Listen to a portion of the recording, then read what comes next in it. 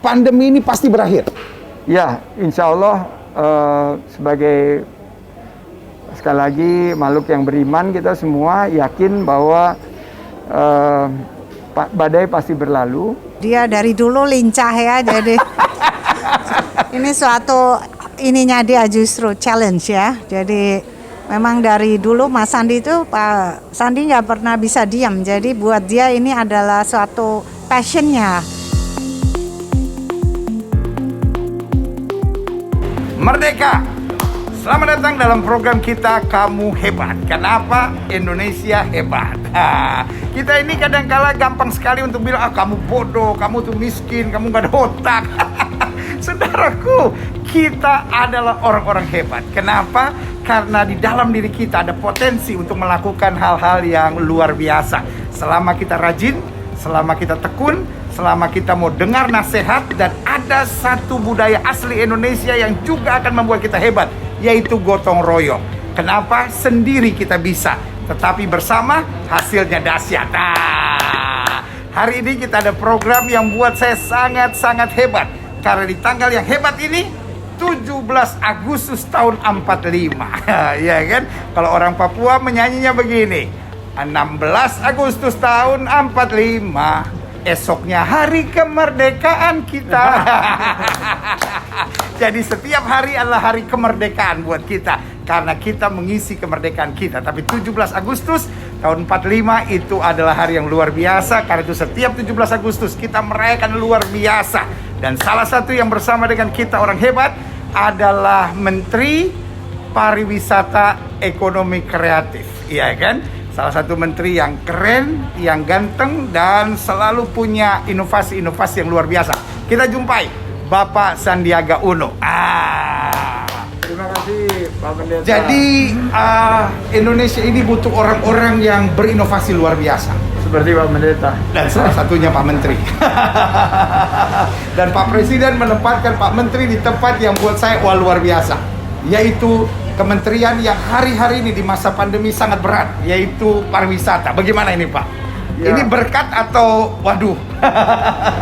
Tentunya pandemi ini membawa keprihatinan ya Pak Pendeta. Ya.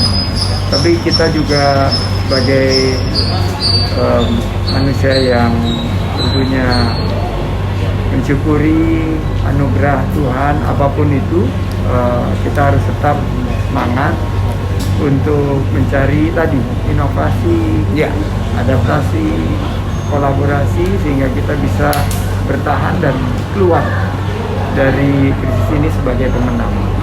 Saya yakin Indonesia adalah bangsa yang besar. SDM kita ini SDM yang tangguh.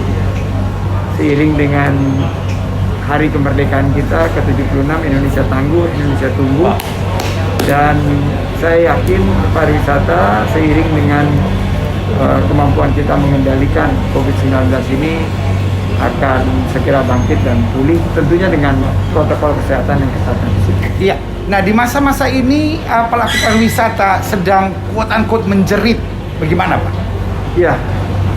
34 juta para pelaku pariwisata dan ekonomi kreatif di seluruh Indonesia. Di seluruh Indonesia menghadapi satu situasi yang sangat berat, dan dari tahun lalu 2 juta dari mereka kehilangan mata pencariannya, terancam kehilangan pekerjaan, di PHK, sebagian sudah dirumahkan berbulan-bulan. Nah, oleh karena itu pemerintah harus segera hadir dengan kebijakan-kebijakan yang berpihak, kebijakan yang berkeadilan, menyentuh mereka dengan bantuan-bantuan yang mereka butuhkan. Dan pemerintah sendiri sudah menyalurkan beberapa bantuan. Kami sendiri menjadi katalis penyaluran bantuan sosial, bantuan dana hibah di tahun lalu, dan tahun ini kita akan ada bantuan pemerintah juga, insentif untuk usaha pariwisata, bantuan sosial, dan yang paling penting lagi sebetulnya adalah sisi kesehatannya ini, Pak Pendeta. Jadi kita ikut mendorong program vaksinasi yang hari ini sudah mencapai hampir 200.000 para pelaku parekraf yang divaksinasi, dan kita ingin tingkatkan lagi aspek kesehatan, aspek ekonomi, dan kita juga melihat ada sisi-sisi kemanusiaan. Ada tadi kita sampaikan bahwa selain daripada kebijakan yang kita miliki, tapi kita kan juga manusia yang harus saling tolong-menolong. Iya, betul. Harus bergotong royong. Jadi itu yang sudah kami lakukan, dan kita selalu diingatkan oleh Presiden Jokowi untuk segera menyiapkan destinasi-destinasi pariwisata yang kelas dunia ini, mulai dari Danau Toba, Labuan Bajo, sampai Likupang di Sulawesi Utara, Borobudur, Mandalika.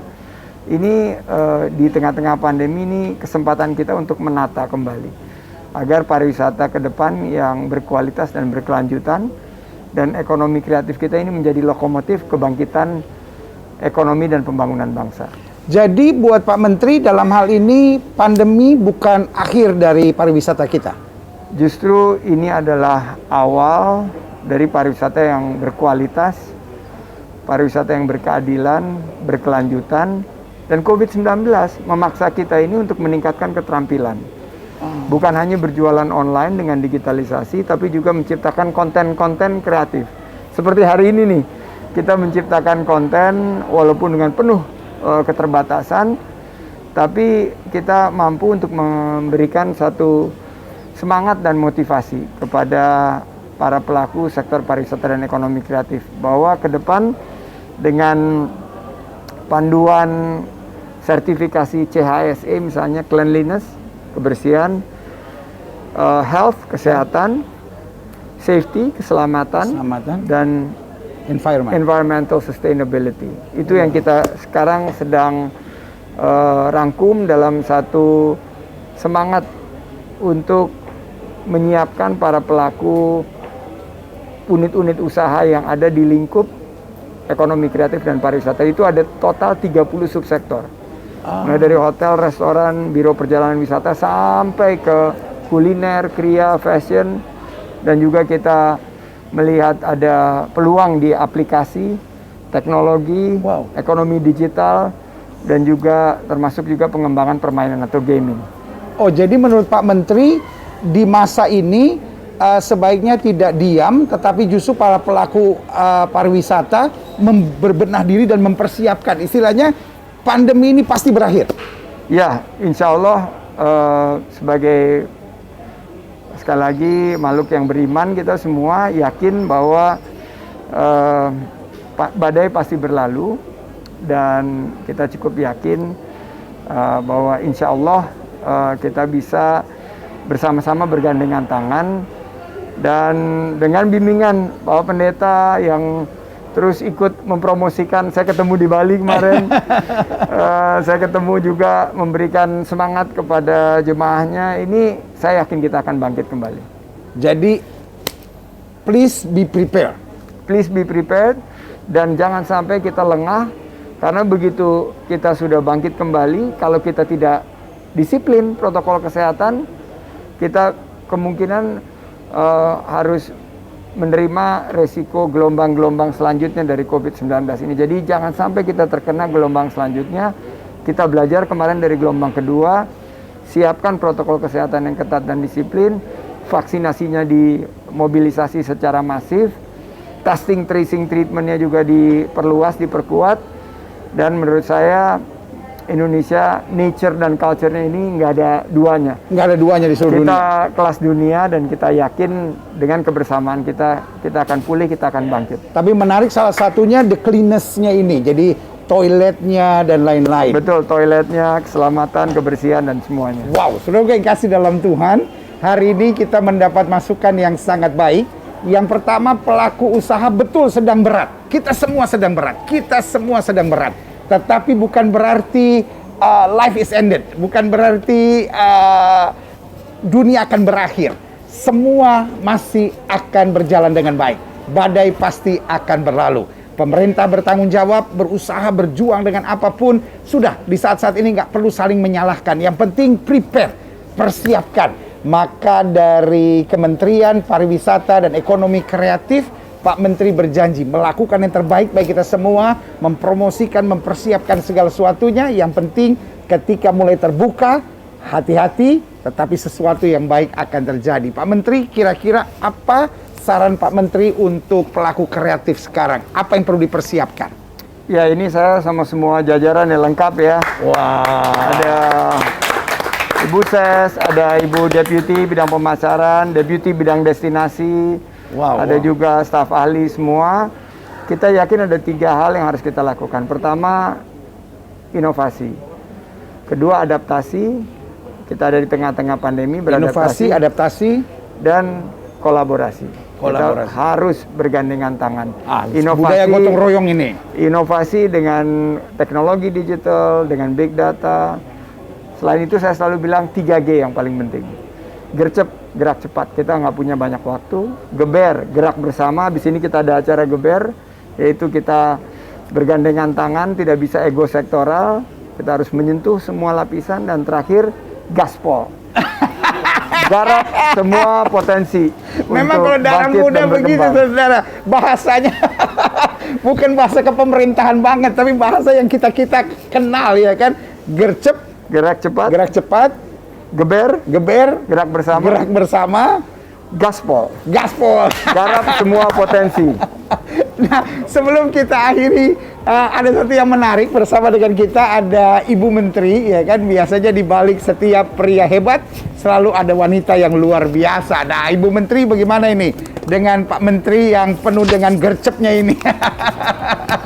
Yang gercep gaspol. Alhamdulillah, memang dia dari dulu lincah ya, jadi ini suatu ininya dia justru challenge ya. Jadi memang dari dulu Mas Sandi itu, Pak Sandi nggak pernah bisa diam. Jadi buat dia ini adalah suatu passionnya. Padahal tourism bukan bagian utamanya kan, biasa bisnis dan lain-lain. Iya, tapi memang kita berhubungan karena kita selalu senang traveling ya. Jadi semua ini memang nggak ada yang kebetulan ya. Tuhan sudah menakdirkan dia menjadi pariwisata, justru memang cocok karena dengan saat yang tepat ini kita bisa keliling Indonesia untuk melihat semua keindahan alam Indonesia.